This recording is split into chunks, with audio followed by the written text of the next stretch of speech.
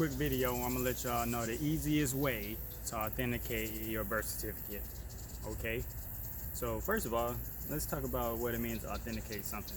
Basically, what happens is the Secretary of State, which is the highest notary in the land, they have the authority to authorize something or authenticate things, basically putting their stamp of approval on it, certifying that it's legitimate. You can do this with anything. You can authenticate a birth certificate, you can authenticate a college diploma, etc. All it does is basically get that stamp of approval that this is a legit document. Okay, cool. Now that we got that out of the way, so your certificate of live birth, which you might want to do this for many reasons, but I got other videos on why you might want to do it.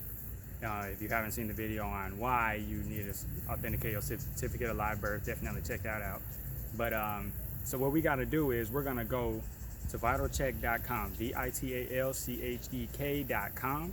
We're going to make sure we look up our birth certificate. We're gonna put either that we want the long form when they ask us about the reason, or we're gonna put, if it doesn't have long form, we can put that we want it for legal purposes.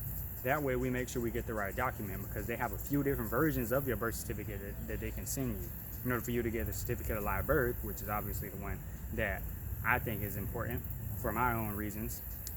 First of all, you need to go ahead and determine which one you need based off of your own needs. But for the certificate of live birth, this is how I did it. This is the easiest way to do it. So like I said, you go to VitalCheck, boom, you get it on their website, you pay them the money, they'll mail it to you, express mail, UPS, you'll get it within a few days. Okay, cool. You get that thing in the mail. Step one, authenticate it, because you got to authenticate it on two different levels. You do it on the state level and you do it on the federal level. So know that this is not just a one-step process. It's really 3 steps. So step one is ordering it from Vital Statistics. Okay.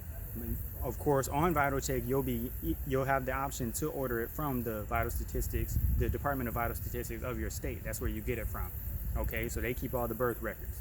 All right, so once we get that in the mail, we're gonna have our certificate of live birth. It should say at the top, certificate of live birth.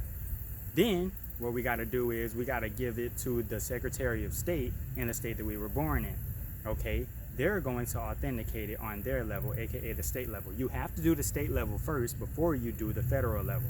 So you have to do it in that order. If you try to send it to the federal people first, or aka the Department of State, they're not going to authenticate it. It has to be authenticated on the state level first. So don't screw that step up. You have to do one before the other. So you get it in the mail, you give it to the Secretary of State. The Secretary of State, you can either take it in person or you can mail it to them. I think the fastest way is to take it in person, but it depends on how far away you live from there and all that stuff. So you determine that. But once you send it to them, with of course the fee, you need to go to the website and or call them on the phone to make sure you know how to do this the proper way, because every state might handle it a little differently.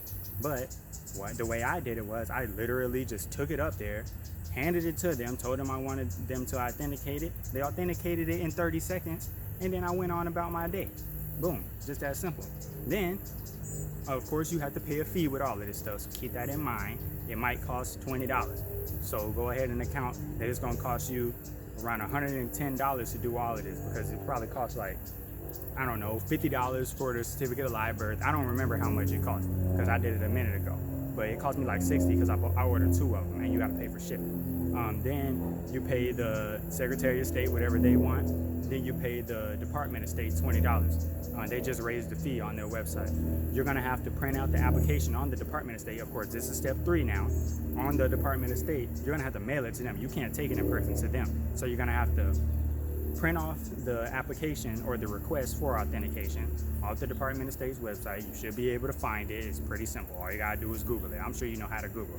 So once you do that, or really I use DuckDuckGo for privacy. You should actually use DuckDuckGo, but hey, this ain't no advertisement or nothing. This is just what I think, because Google be selling false information. But anyway, so then after you get that application, you got to print it out. You have to pay them with a cashier's check.